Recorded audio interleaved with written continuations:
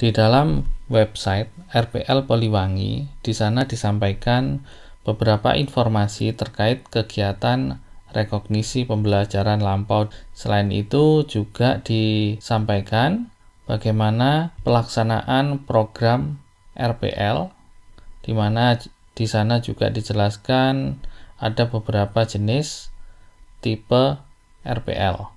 Di dalam website juga dijelaskan bagaimana mekanisme pelaksanaan RPL mulai dari proses pendaftaran sampai dengan proses penyetaraan jenjang KKNI.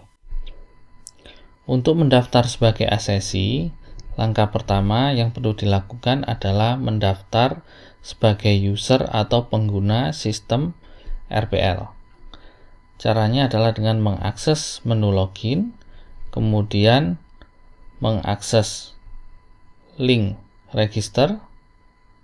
Nah, di sini kita akan diminta mengisikan diantaranya nama lengkap, alamat email, dan password yang akan digunakan. Misal, di sini saya isikan nama asesi,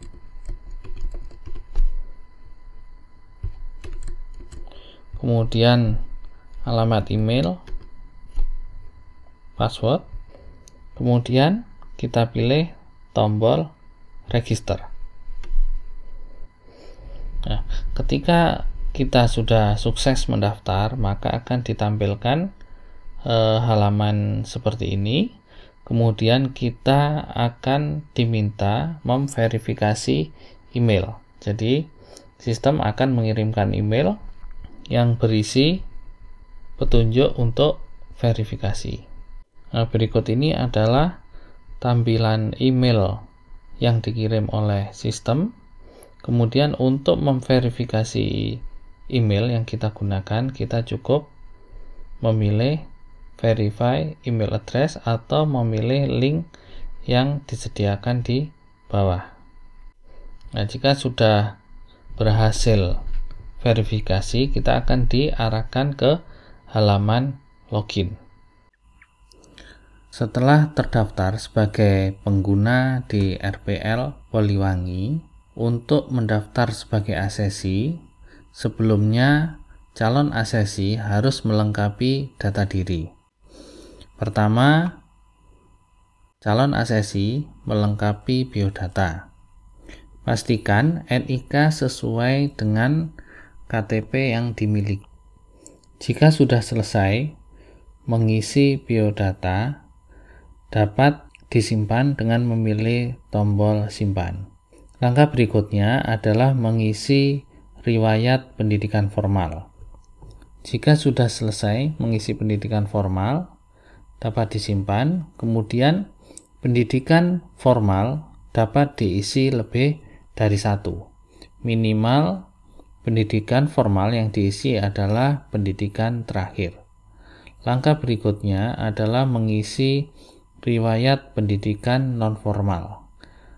Contoh riwayat pendidikan non-formal ini adalah pelatihan atau sertifikasi. Setelah mengisi, dapat disimpan dengan memilih tombol simpan. Kemudian untuk riwayat pendidikan non-formal juga dapat diisi lebih dari satu. Setelah mengisi pendidikan non-formal, dilanjutkan mengisi pengalaman kerja.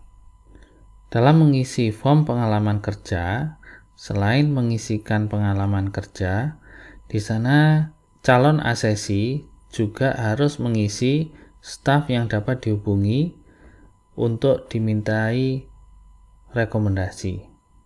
Setelah mengisi pengalaman kerja, berikut staf yang dapat dihubungi untuk rekomendasi, kita dapat menekan tombol simpan. Setelah kita mengisi form pengalaman kerja, berikut staf yang dapat dihubungi di perusahaan tersebut, kita dapat menyimpan data tersebut dengan memilih tombol simpan. Nah, untuk pengalaman bekerja di sini juga dapat diisikan lebih dari satu. Jika ingin menambah pengalaman kerja, silakan dipilih tombol tambah data. Setelah data diri ini diisi, maka calon asesi dapat mendaftar untuk mengikuti program rekognisi pembelajaran lampau. Untuk mendaftar program rekognisi pembelajaran lampau, calon asesi memilih menu pendaftaran RPL. Kemudian, langkah pertama yang perlu dilakukan adalah memilih skema yang akan diikuti, di mana dalam contoh ini dipilih bidang keahlian rekayasa perangkat lunak. Langkah berikutnya adalah mengunggah atau mengupload bukti pendukung. Untuk mengupload file, silakan pilih Choose File, kemudian pilih file yang akan diupload. Misalnya di sini kita upload file KTP. Kemudian perlu memilih jenis bukti pendukung. Untuk memilih jenis bukti pendukung dapat dilihat di deskripsi kode. Misalnya ID untuk KTP, ijazah dengan kode IJ, PT untuk foto, SK untuk sertifikat kompetensi, dan seterusnya. Kita pilih ID untuk file KTP yang akan kita upload, kemudian beri keterangan sesuai dengan file yang diupload, kemudian simpan. Untuk menambahkan bukti pendukung, pilih tambah bukti, kemudian choose file, misalnya ijazah, jenisnya IJ, kita beri keterangan ijazah, kemudian simpan, tambah lagi bukti pendukung, misalnya adalah sertifikat, kita pilih sertifikat kompetensi, kita simpan. Jika bukti-bukti yang diupload sudah dirasa cukup, diteruskan dengan memilih submit. Jadi ketika dipilih submit, berkas yang kita upload akan dievaluasi kecukupannya oleh panitia pelaksana RPL. Jika bukti pendukung belum lengkap, maka akan muncul peringatan. Submit bisa dilakukan setelah Anda mengupload KTP, foto, dan ijazah. Jadi dari bukti pendukung yang kita upload, di sana masih ada kekurangan yaitu foto.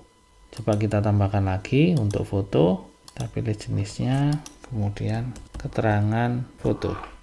Simpan, kemudian kita coba submit lagi. Nah, karena sudah lengkap, maka proses submit dokumen bisa dilanjutkan.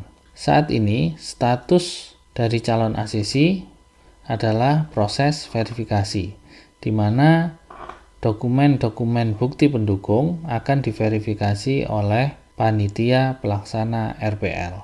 Maka status dari asesi akan berubah menjadi berkas sesuai.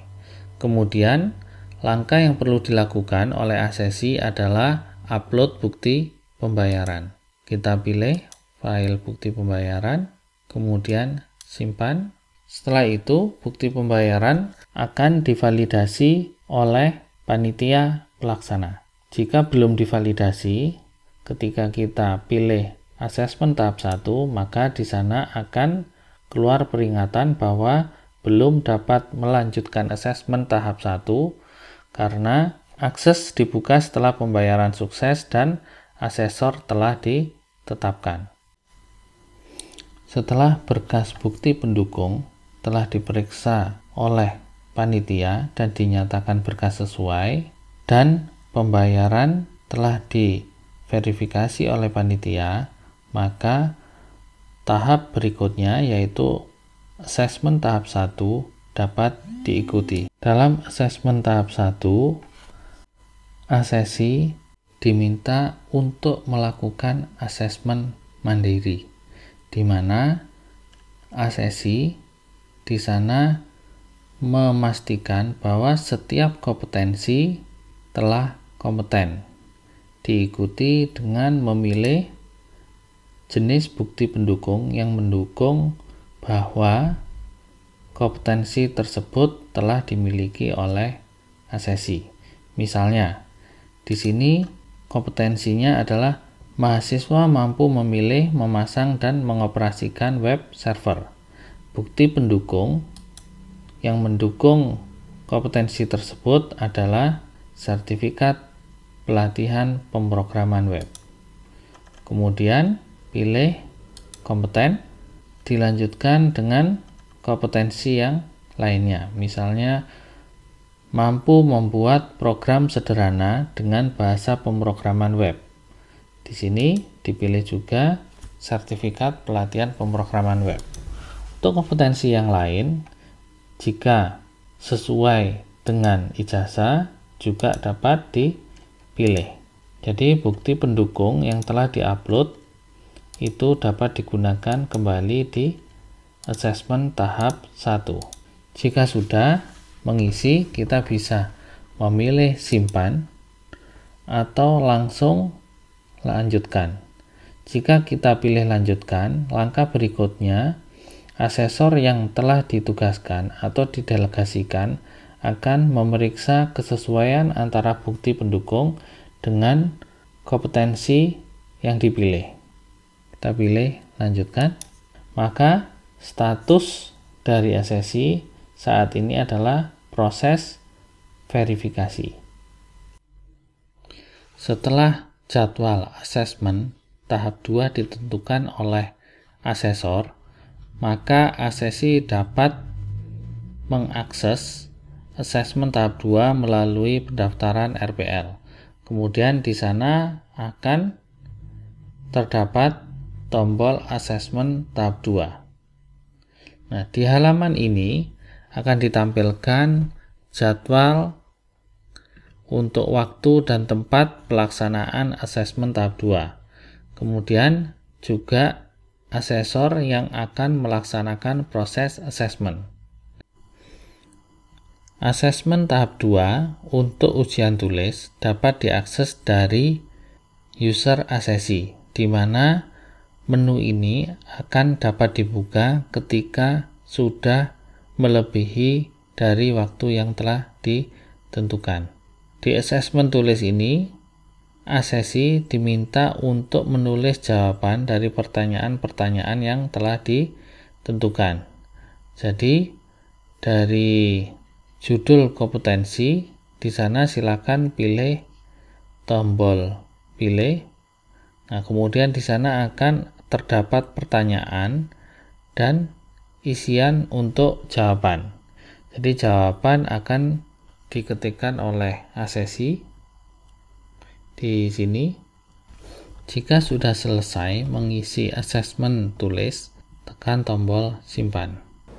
Setelah proses asesmen tahap 2 selesai, hasil asesmen dapat dilihat di status, di mana hasil asesmen bisa belum direkomendasikan setara atau direkomendasikan setara. Hasil rekomendasi dari asesor ini akan dilanjutkan